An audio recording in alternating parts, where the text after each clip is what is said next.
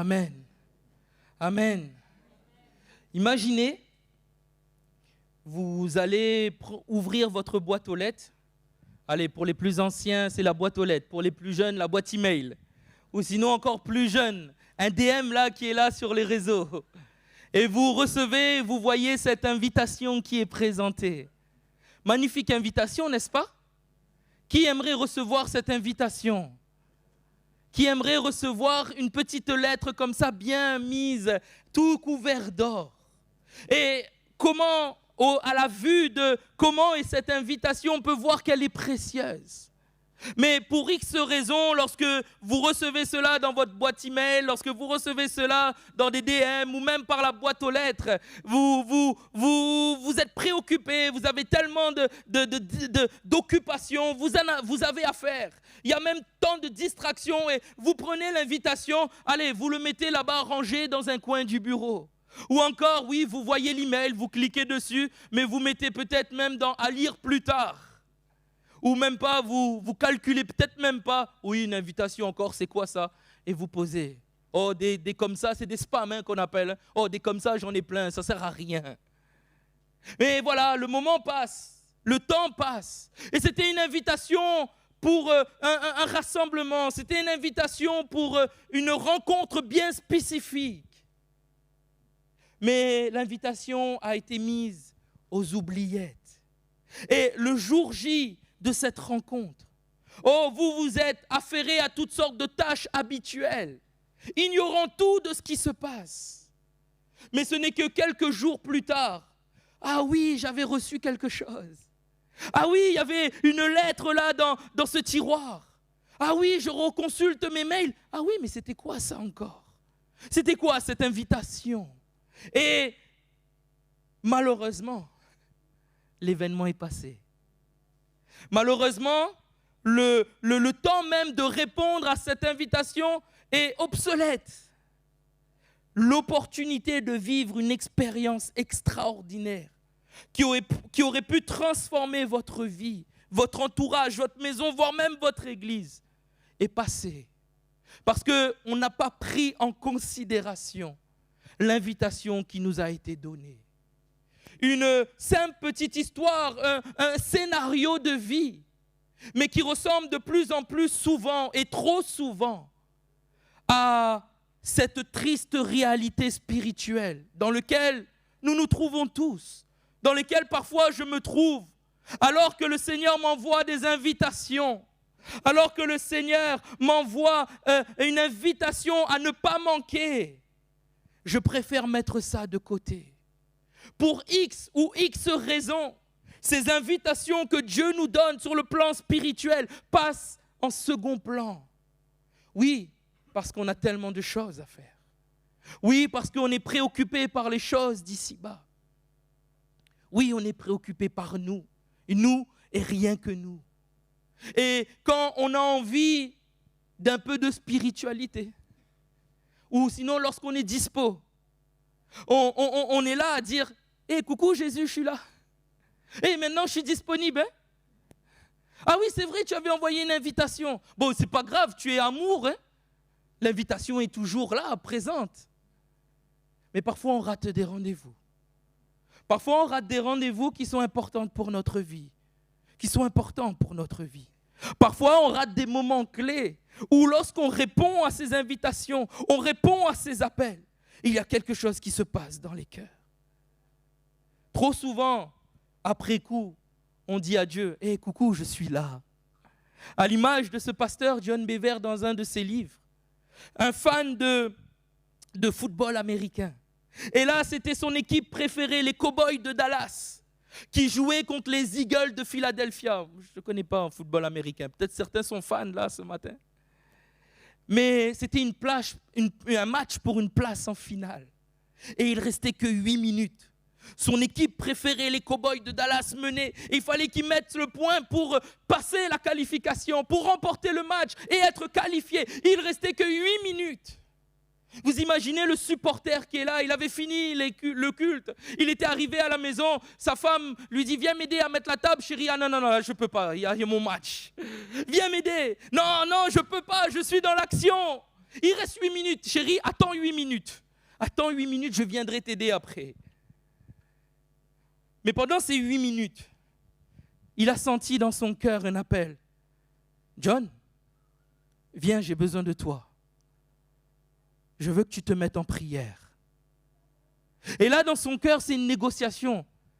Mais Dieu, tu ne peux pas attendre. Allez, 8 minutes, tu peux attendre 8 minutes quand même. Non, je te veux maintenant. Ou encore, Seigneur, ce n'est pas grave. Laisse-moi finir le match. Et après, je prie pendant 5 heures si tu veux. Allez, même, je vais prier toute la journée, même le soir si tu as envie. Réveille-moi quand tu veux, mais laisse-moi finir mon match. Ça rappelle certaines personnes peut-être. Hein? Ça rappelle un Emmerich, pas bien souvent. Et qu'est-ce qu'il a fait? Il a fini de regarder son match. 8 minutes sont passées, ils ont remporté la victoire, ils ont perdu, je ne sais pas. Mais le match terminé, il éteint la télé. Chérie, attends, hein, je vais prier, le Seigneur m'a demandé de venir prier. Il rentre dans son bureau, ferme la porte, commence à se mettre en prière. Oh, ça aurait pu être un acte religieux, un acte de routine. Mais au fond de son cœur, il sentit qu'il n'y avait rien. 10 minutes, rien. 15 minutes, rien. Et là, il comprend. Seigneur n'était pas dans le bureau. Seigneur n'était pas là. L'invitation a été lancée. Mais l'invitation est passée très vite à autre chose. Ou peut-être à quelqu'un d'autre. Et tombant à genoux, se repentant, disant au Seigneur pardon. Seigneur va lui parler en lui disant, je ne veux pas de tes 5 heures de sacrifice de prière. Je veux simplement ton obéissance. Ce matin, je ne veux pas tes heures et tes heures de prière. Ce que je demande, c'est que tu répondes à l'invitation que je te donne, dit l'Éternel. Et le but de mon message ce matin, c'est de vous conduire à prêter attention aux invitations que Dieu donne, que Dieu nous fait, mais d'y répondre promptement. Non seulement d'y répondre promptement, mais afin de ne pas manquer ces bénédictions que Dieu a en réserve pour nous. Dieu ce matin va te faire des invitations. Dieu ce matin va t'envoyer une petite carte comme ça, toute dorée, magnifique. Cette carte, ne la laisse pas dans un tiroir. Cette carte ne laisse pas un vu. Vous savez, on met un vu mais on n'y répond pas.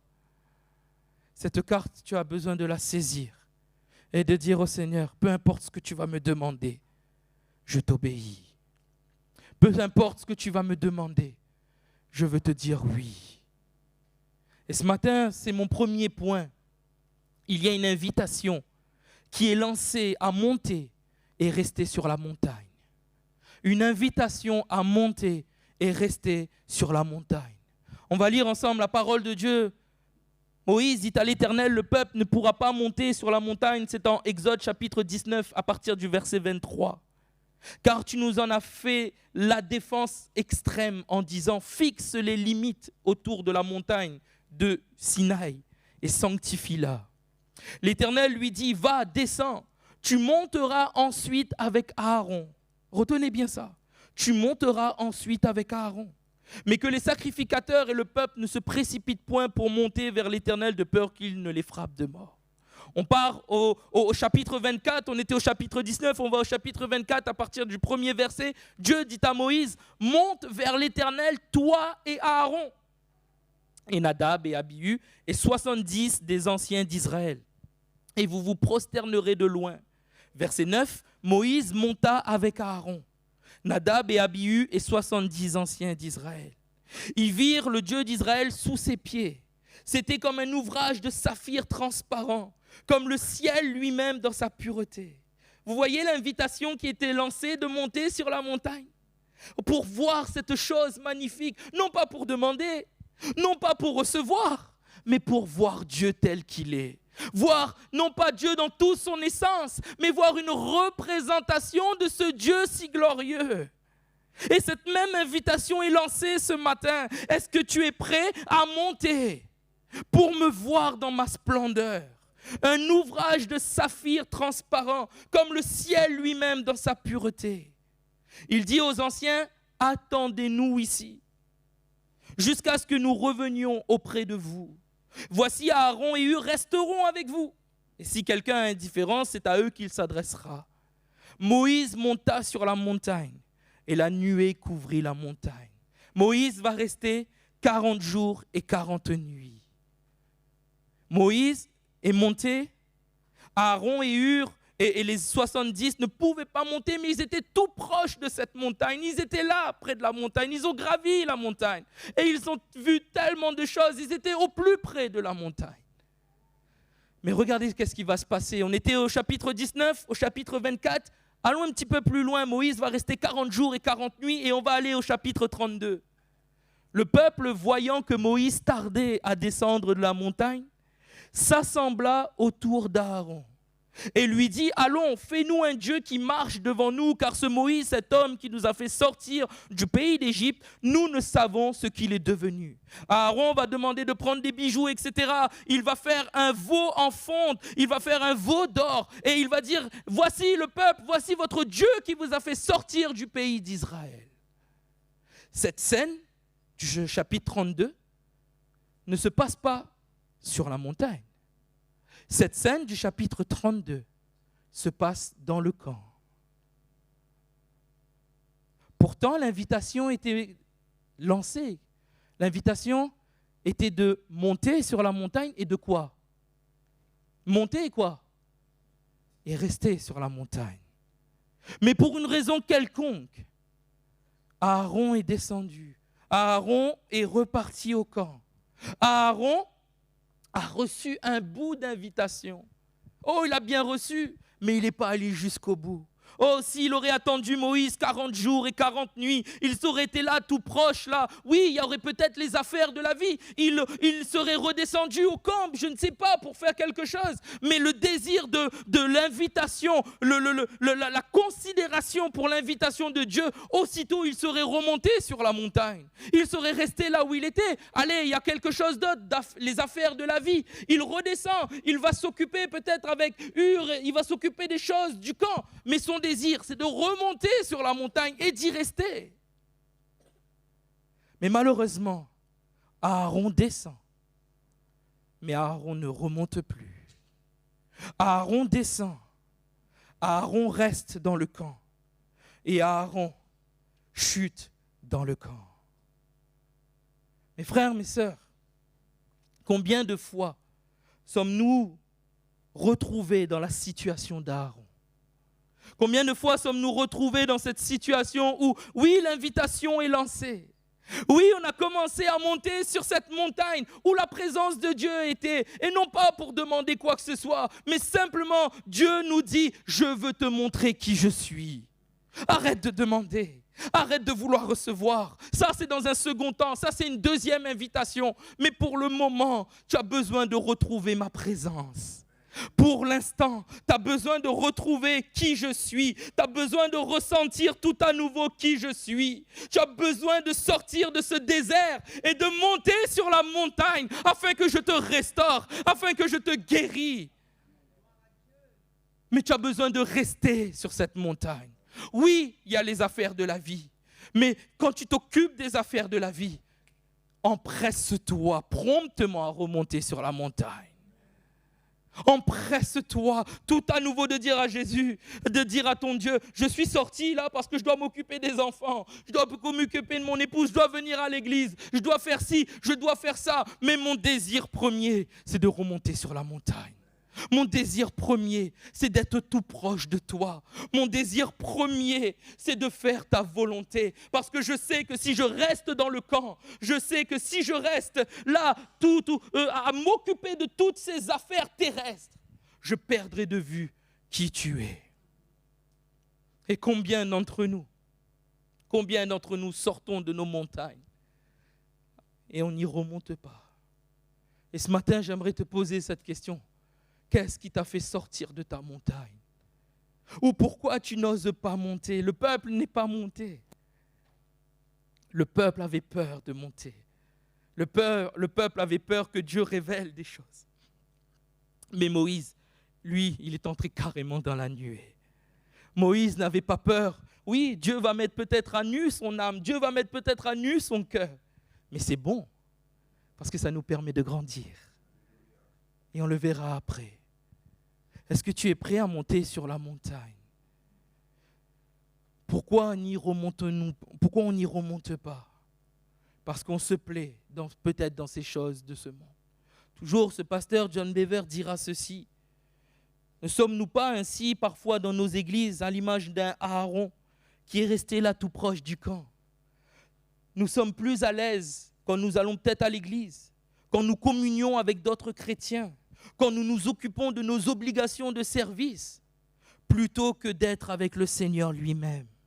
Et il dira, nous évitons de nous trouver seuls en sa présence. On a peur de se trouver dans sa présence.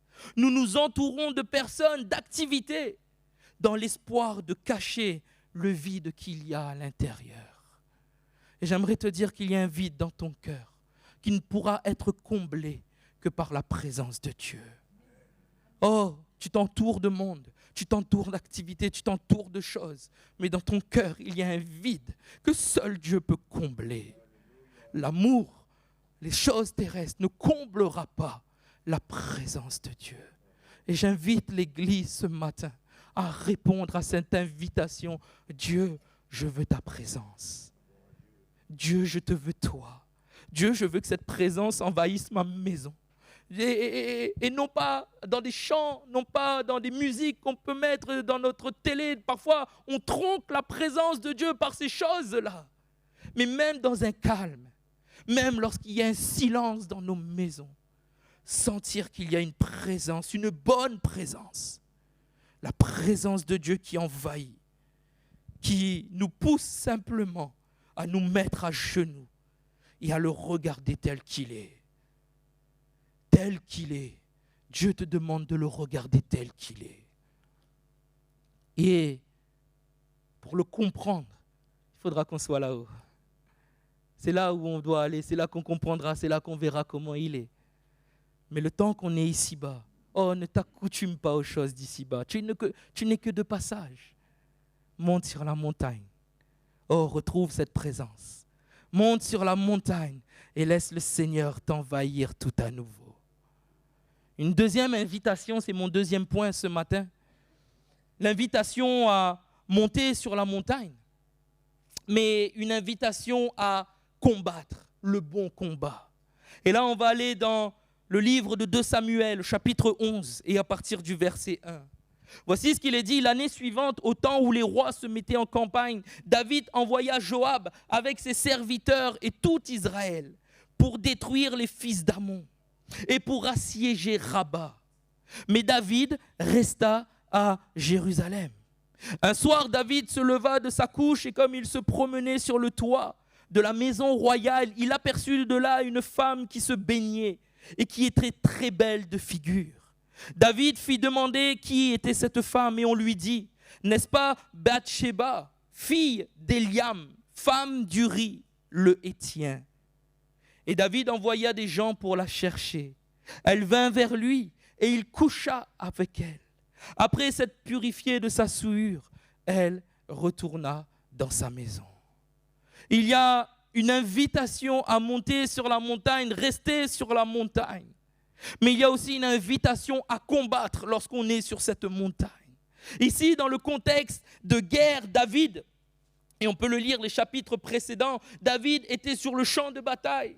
David n'était pas retourné à Jérusalem. David était au front. David menait le combat. David combattait les Syriens. Et on voit qu'il y a une ville qui résiste encore. Lorsque la campagne contre les Ammonites a commencé, n'était pas terminée. Il y a une ville qu'il fallait détruire. Il fallait conquérir la ville de Rabat.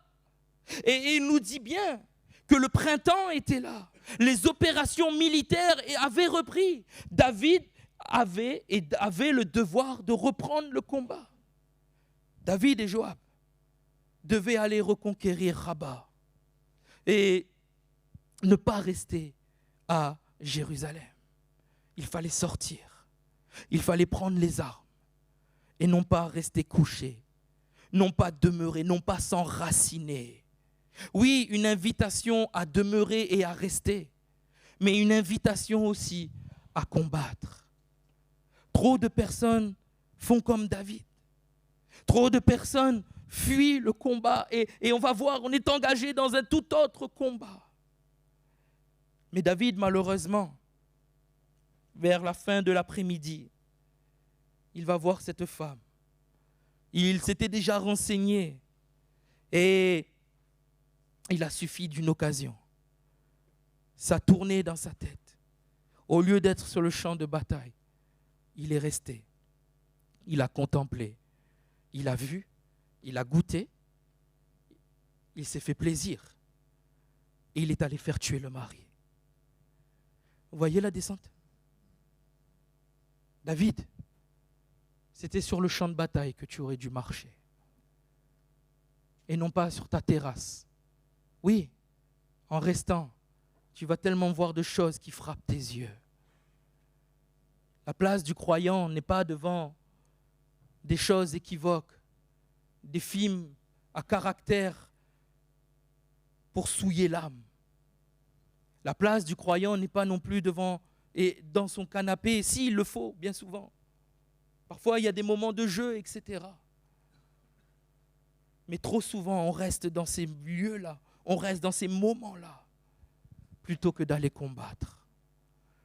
Seigneur, appelle l'Église à combattre ce matin, à combattre le bon combat de la foi. Il y a une invitation qui est lancée et malheureusement, trop peu de personnes s'engagent dans ces combats. Refuser cette invitation de combattre pour se laisser plonger, pour se laisser tenter, pour consommer la tentation, va laisser en nous une phrase que le Seigneur va prononcer, que l'auteur dira. Ce que David avait fait déplut à l'Éternel. Il a préféré rester. Il n'a pas pris les armes. Ce matin, je te pose la question. Est-ce que tu prends les armes spirituelles qui sont devant toi? Est-ce que tu l'as déjà fait? Est-ce que tu ne l'as plus fait? Est-ce que tu sais manier l'épée? Est-ce que tu sais manier le bouclier? Est-ce que tu portes le casque, la cuirasse, la ceinture, les chaussures? C'est ce que Paul dit. Fortifiez-vous dans le Seigneur et par sa force toute puissante. Revêtez-vous de toutes les armes. Habillez-vous. Laissez cet habit sur vous afin de pouvoir tenir ferme contre les ruses du diable. Il a été question de prier pour Israël. Il a été question de prier pour l'extérieur, mais on le verra dans un troisième point. Mais lorsqu'on porte la cuirasse, lorsqu'on porte la panoplie, lorsqu'on manie l'arme, alors on est en guerre spirituellement. Et on voit les besoins, non pas nos propres besoins, non pas nous, mais l'extérieur. Afin de pouvoir tenir ferme contre les ruses du diable. Car nous n'avons pas à lutter contre la chair et le sang, mais contre les dominations, les autorités, les princes de ce monde de ténèbres, contre des esprits méchants dans les lieux célestes. J'aimerais vraiment vous dire que là-haut, il y a tout ça en action. Et si on dit un amen, c'est qu'on saisit de prendre les armes.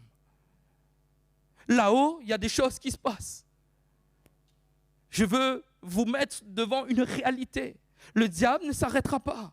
Ce n'est pas parce qu'on a prié, ce n'est pas parce qu'on a eu un bon moment ce matin qu'il s'arrêtera. C'est bien, je le laisse tranquille. Mais pour voir tenir ferme, pour voir l'Église grandir, pour voir l'Église continuer à se développer, parfois il faut prendre du temps, il faut jeûner, il faut prier. Cette sorte de démon ne sort que par le jeûne et la prière. Cette sorte de puissance s'éloigne de l'Église par le jeûne et la prière. Cette sorte de maladie ne s'en va que par le jeûne et la prière lorsque l'Église, lorsque les chrétiens sont revêtus de la panoplie qu'il faut pour manier le bon combat. Qui a sa panoplie ce matin?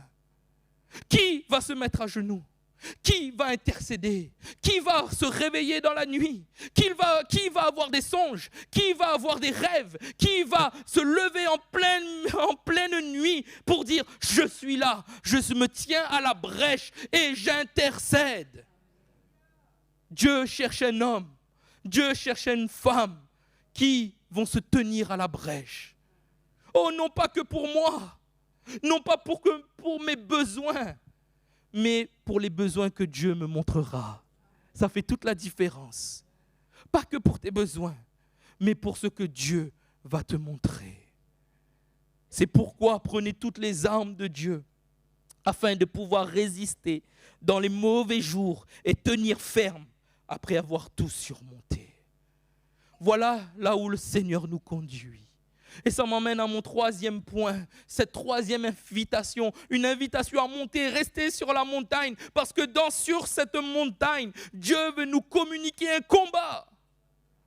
Et le combat ne doit pas te terrifier, parce que tu as toutes les armes et elles sont puissantes, amen. Et Jésus a déjà triomphé.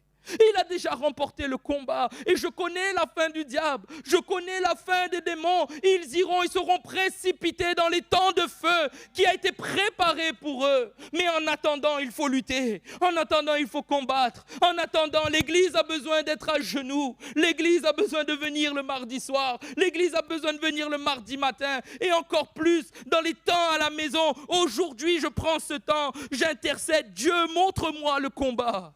Qui veut faire cette prière? Elle est dangereuse, hein? Mais c'est une bonne prière. Dieu, montre-moi le combat. Qui veut dire ça ce matin? Dieu, montre-moi le combat. Montre-moi le combat parce que je vais m'y engager. Montre-moi le combat parce que l'invitation, je l'ai bien reçue. Et l'invitation, je ne la mets pas dans un tiroir. L'invitation, je la prends et je la mets dans mon cœur ce matin. Ce qui m'emmène à mon troisième point. Une invitation missionnaire. On va aller dans le livre de Jonas.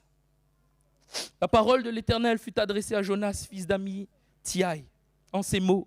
Lève-toi, va à Ninive, la grande, et crie contre elle, car sa méchanceté est montée jusqu'à moi. Et Jonas se leva pour s'enfuir à Tarsis, loin de la face de l'Éternel. Il descendit à Jaffo.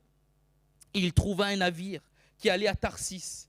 Il paya le prix du transport, s'embarqua pour aller avec les passagers à Tarsis, loin de la face de l'Éternel. Mais l'Éternel fit souffler sur la mer un vent impétueux. Et il s'éleva sur la mer une grande tempête. Le navire menaçait de faire naufrage. Et on va au verset 15. Les marins prirent Jonas, le jetèrent dans la mer, et la fureur de la mer s'apaisa. Ces hommes furent saisis d'une grande crainte de l'Éternel. Ils offrirent un sacrifice à l'Éternel et firent des vœux. Mais malheureusement, chapitre 2, verset 1, l'Éternel fit venir un grand poisson pour engloutir Jonas. Et Jonas fut dans le ventre du poisson 3 jours et 3 nuits. Un appel à monter et à rester sur la montagne. Un appel à prendre les armes et à combattre. Et un appel pour œuvrer, non pas pour nous, mais pour une mission qui est là. Et je vous lance cette invitation ce matin. Combien sont prêts à aller, à Ninive Sévenol, la Ninive qui est là, une Ninive qui est là, notre ville, notre quartier, les Cévennes, c'est notre Ninive à nous. Dieu appelle plein de Jonas là. Je ne sais pas combien on est, Momo, ce matin, mais il y a plein de Jonas qui sont là. Et moi, je suis aussi un Jonas. Mais qu'est-ce qu'on va faire? Est-ce qu'on va suivre l'exemple de ce prophète et nous enfuir? Ou est-ce qu'on va dire au Seigneur ce matin, me voici, envoie-moi? Lorsque l'invitation est donnée sur la montagne de combattre, lorsqu'on dit au Seigneur, montre-moi le combat, bien souvent le Seigneur va nous dire, sors, va à Ninive. Va à Ninive, là, dans ces quartiers que tu abordes, les quartiers, les rues, va à ce Ninive qui est là. Va même peut-être plus loin. Mais j'ai besoin de toi. Et on voit ce qui s'est passé. Jonas va rester dans ce ventre du poisson, et même quand il part à Ninive, il ne comprend pas, et même à un moment donné, il va s'irriter contre Dieu, parce que Dieu fait grâce à Ninive, et il implora l'Éternel en disant, ah Éternel, n'est-ce pas ce que je disais quand j'étais encore dans mon pays? C'est ce que je voulais prévenir en fuyant à Tarsis. Je savais que tu es un Dieu compatissant, miséricordieux, lent à la colère, riche en bonté, et qui te repent du mal. Pourquoi tu m'as appelé? Tu savais très bien ce que tu allais faire. Pourquoi tu allais me laisser aller à Tarsis? J'étais bien là-bas. J'étais dans le camp, vous savez, un peu comme Aaron. J'étais bien là. Alors, je me faisais du bien. Pourquoi tu m'envoies là-bas? Tu me demandes d'aller combattre, tu me donnes les armes, tu me donnes la feuille de route, tu me donnes la direction. Mais en plus, tu fais autrement après. Moi, je voulais qu'ils soient tous exterminés. Mais parfois, c'est ça. Dans le combat, on a l'impression, Seigneur, tu les extermines. Mais Dieu, peut-être, il a un autre plan. La feuille de route est là. C'est Dieu qui dit, montre-moi. Ressouvenez-vous de cette prière. Montre-moi le combat. Et quand Dieu monte, dit, sors. Va à Ninive. Va à Ninive. Est-ce que tu vas répondre à ça? Il y a un chant de ce livre 365 au cœur du monde de Jérémie Sourdril qui dira, c'est au cœur du monde que je marche, que je vis. De ce même cœur où j'étais, Dieu m'a pris. Je me souviens de ce jour où il m'a sauvé. Je voulais alors le crier au monde entier. Tu te souviens du jour où Dieu t'a enlevé de ce cœur du monde? Tu te souviens de ce jour où Dieu t'a racheté? Tu te souviens de ce jour où Dieu t'a enlevé et tu avais qu'une seule envie, tu avais un feu qui était là, c'était de dire au monde, il m'a sauvé. Et ce chant, à un moment donné, il est dit, je ne sais pas à quel moment je me suis endormi, ni à quel moment mon amour s'est refroidi. Je ne sais pas à quel moment je me suis endormi, à quel moment le cœur de l'Église s'est refroidi. Le cœur du monde est là. Est-ce que ton amour s'est refroidi? Est-ce que tu t'es endormi? Ce chant dira, il y a trop de temps que l'on peut perdre pour soi-même, alors que le cœur de Dieu est tourné vers ceux qui se perdent. Il m'a dit qu'il avait seulement commencé à faire, que ma vie servirait à dépeupler l'enfer. Il m'a dit que je pourrais le voir avec ses yeux et que dans mon cœur, il allumerait un feu pour le monde. Un feu pour le monde qui se perd. Est-ce que dans ton cœur, il y a ce feu qui est allumé? Est-ce que dans ton cœur, il y a toujours ce feu qui est allumé pour le monde qui est en train de se perdre?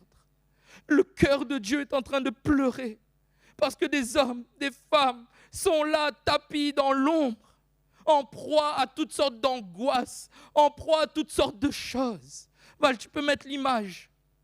C'est l'histoire d'une jeune fille qui jouait à cache-cache avec ses amis. Et pendant qu'elle jouait à cache-cache avec ses amis, c'était dans une grange. Vous voyez les caisses qui servaient à stocker le grain, les silos.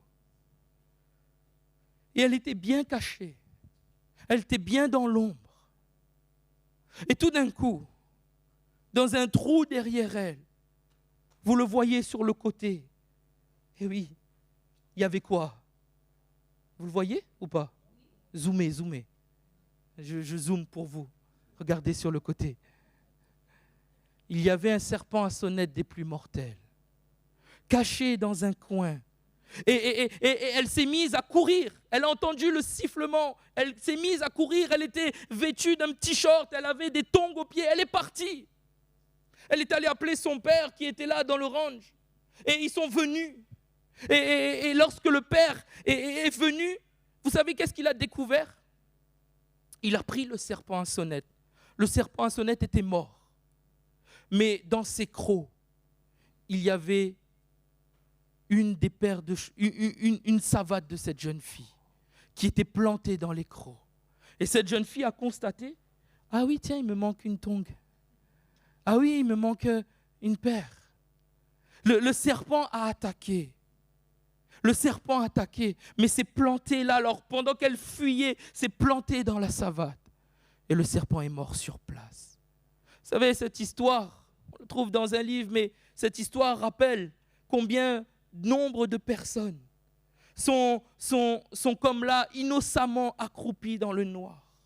C'est ce que dira l'auteur. Ils jouent à des petits amusements terrestres et s'imaginent naïvement être en sécurité. Mais en réalité, un impitoyable serpent, le diable, a un désir forcené de détruire toute l'humanité. Malheureusement, beaucoup de chrétiens s'amusent aussi à des jeux enfantins, comme si le diable était un rêve ou un mythe.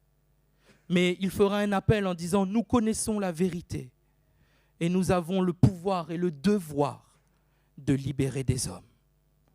Nous avons le devoir et le pouvoir d'aller dans des cachettes, dans des endroits noirs, sombres comme cela, extirper des jeunes filles, extirper des enfants, extirper des familles que le diable, que le prince de ce monde, que le serpent à sonnette avait désiré engloutir, avait désiré croquer, mettre ses crochets afin de véhiculer un venin mortel.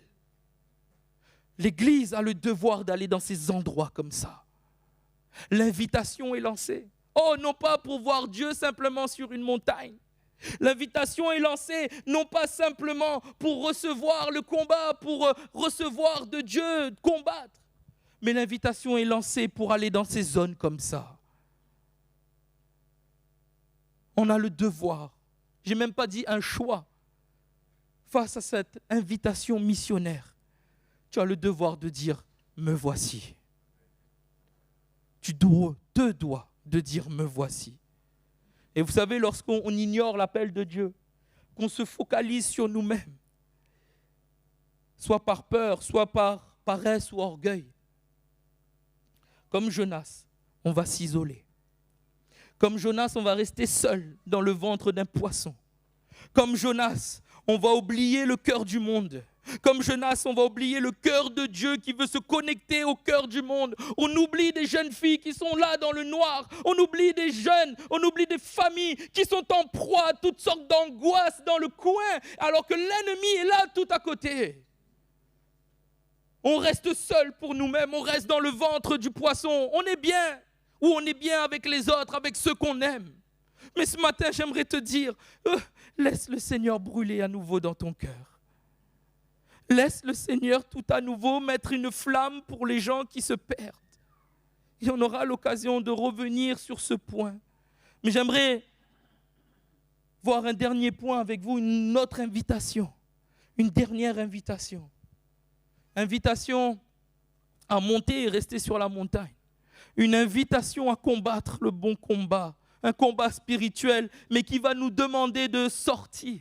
Un combat pour une invitation, pour une mission bien spécifique, pour délivrer, pour restaurer, pour publier une année de grâce, pour apporter la lumière là où il y a les ténèbres. L'Église est-elle consciente encore de sa mission? Ou l'Église est endormie? L'Église ne veut pas. L'Église est sauvée, mais ça suffit amplement. Je vous laisse cette dernière invitation. C'est une invitation à suivre le Seigneur. Comme Jésus se mettait en chemin, un homme accourut et se jetant à genoux devant lui, lui dit, « Bon maître, lui demanda-t-il, que dois-je faire pour hériter la vie éternelle ?» Jésus lui dit, « Pourquoi m'appelles-tu bon? Il n'y a de bon que Dieu seul. Tu connais les commandements, tu ne commettras point d'adultère, tu ne tueras point, tu ne te déroberas point, tu ne diras point de faux témoignages, tu ne feras de tort à personne, honore ton père et ta mère. » Et il dira, « Mais maître, j'ai observé toutes ces choses depuis ma jeunesse, je suis bercé là-dedans. » Jésus l'aima et lui dit, « Mais il te manque quelque chose. Oh, je t'aime. J'aimerais tellement que tu viennes à ma suite. Oui, c'est très bien, tu as suivi toutes ces choses, mais je veux te demander plus. Ce matin, le Seigneur va te demander un peu plus, une invitation est donnée. Va, vends tout ce que tu as, donne-le aux pauvres et tu auras un trésor dans le ciel. Puis viens et suis-moi. » Mais affligé par cette parole, cet homme s'en alla tout triste, car il avait de grands biens. Ce matin, tu peux ressortir de ce lieu avec la joie dans le cœur. Et on va le prendre à la toute fin, ce chant qui nous dit « Tout joyeux, bénissons le Seigneur ». Amen, ça peut être juste un chant.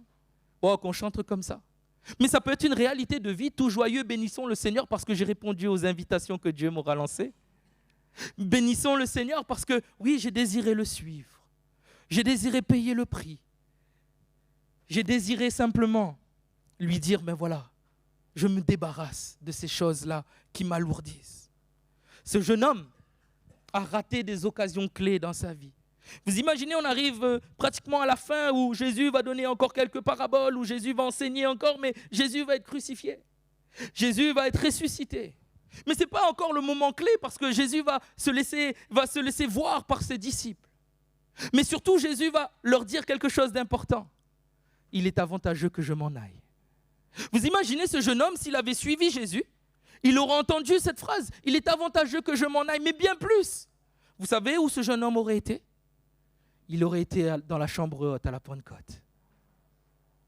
Oh, pour les biens de ce monde.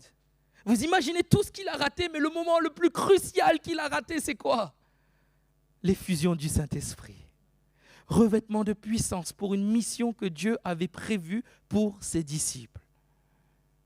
Et malheureusement, ce jeune homme, pour X raisons, mais on le sait, les trésors de la terre, a raté ça. Vous allez me dire, mais c'est bien, mais quand même, il a suivi, il connaît les choses. Oui, il connaît les commandements. Oh, il les a suivis, mais il a oublié 2 commandements. Je suis ton Dieu et tu n'auras pas d'autre idole, notre Dieu devant ma face. Et combien d'entre nous, on veut suivre Jésus? Oh, on suit, on lit la parole, mais malheureusement, on en oublie de mettre Dieu en avant. Et il y a tellement de choses qui prennent la place de Dieu. Il y a tellement de choses qui passent là devant Dieu. Et c'est ces choses-là qui nous empêchent de rester sur la montagne. C'est ces mêmes choses-là qui nous empêchent de combattre un combat efficace. C'est ces mêmes choses-là qui ne nous permettent pas de voir la mission qui est devant nous. Parce qu'on est tellement centré sur nous-mêmes, sur les choses-là. Ce jeune homme avait une religion. Ce jeune homme avait une connaissance religieuse, mais n'avait pas de relation exclusive avec le Seigneur. Est-ce qu'il y a des choses qui t'empêchent de suivre Jésus pleinement? Est-ce que ce matin, il y a des choses qui t'empêchent, qui t'alourdissent? Est-ce que tu es toi-même ton propre Dieu? Ou est-ce que c'est autre chose qui sont tes dieux? Lorsque j'étais en prière, aujourd'hui avec la technologie, on peut faire tellement de choses. Il y avait une vision qui était là dans ma tête, que j'aimerais simplement vous la montrer. Avec la technologie, on peut faire tellement de choses aujourd'hui. Il y avait clairement ça dans ma tête. Un robinet qui était là. Un robinet qui était rempli de promesses. Un robinet qui était rempli d'eau.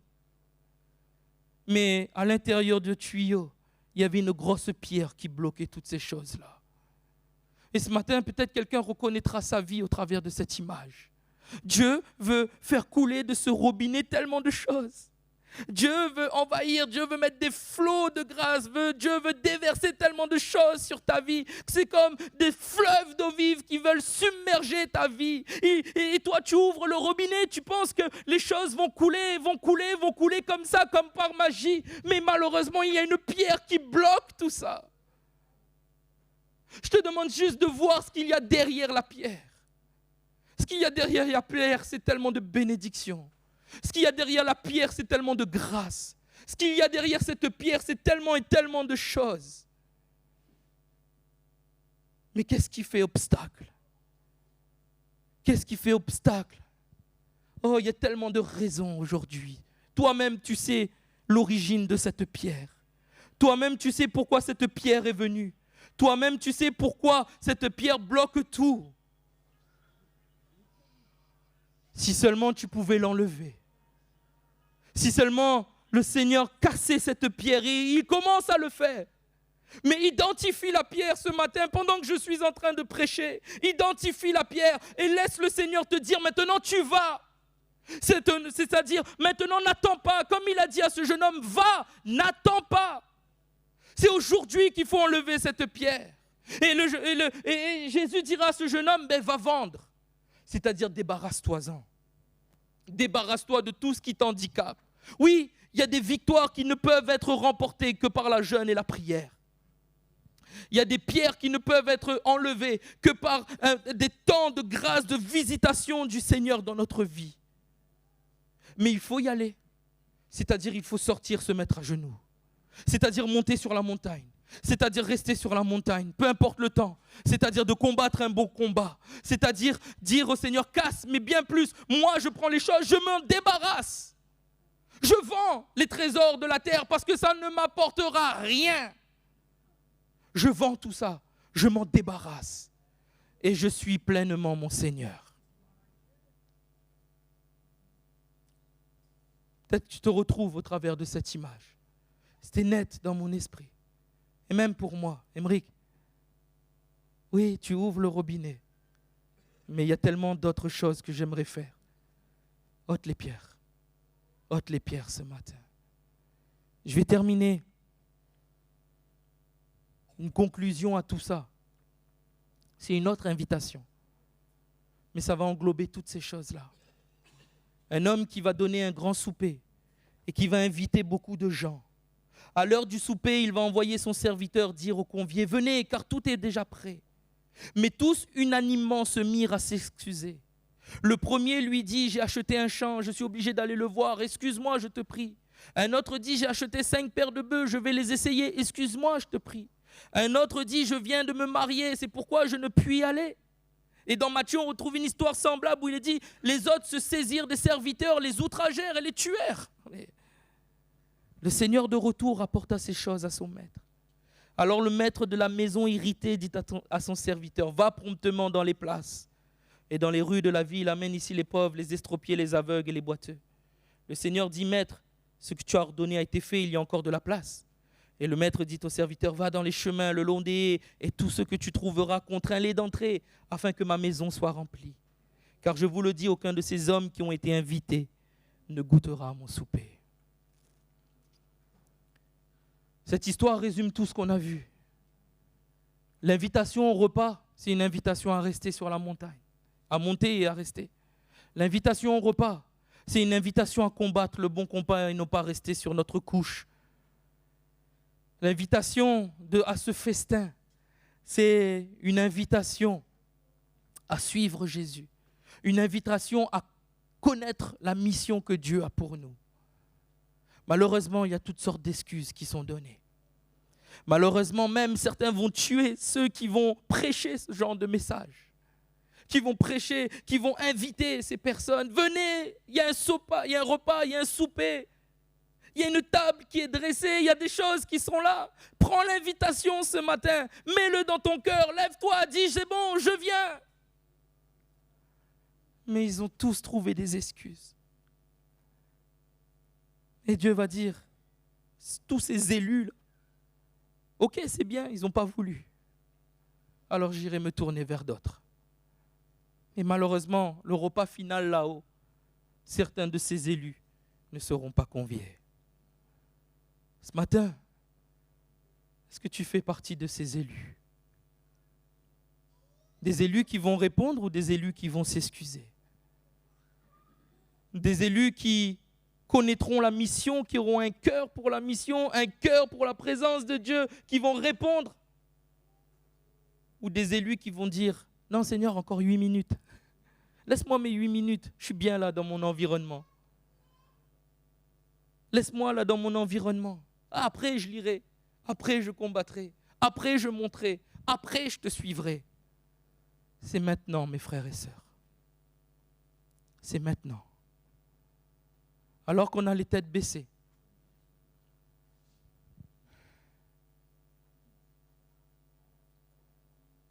Ce matin, l'invitation est lancée. Et dans ton cœur, tu as juste à dire au Seigneur, me voici. Ce matin, tu as juste dans ton cœur à dire à Dieu, oh, il y a tellement de choses qui ont bloqué, il y a tellement de choses qui ont fait défaut. Mais ce matin, je veux te dire oui. Dieu ne veut pas plus, si ce n'est un oui. J'accepte l'invitation. J'accepte ce que tu veux faire de ma vie. J'accepte que les pierres soient brisées. J'accepte de te donner l'entièreté de mon cœur. J'accepte de combattre le combat que tu veux. Oui, j'ai peur. Oui, j'ai peur d'y m'engager. Mais la victoire est acquise à la croix. Seigneur, je veux te voir tel que tu es. Et là, j'aimerais vraiment alerter l'Église. Plutôt, vous conseiller. Arrête de monter sur la montagne pour recevoir. Arrête de venir pour recevoir. Mais donne, déjà. Et contemple. Contemple qui Dieu est et ce qu'il veut faire pour toi.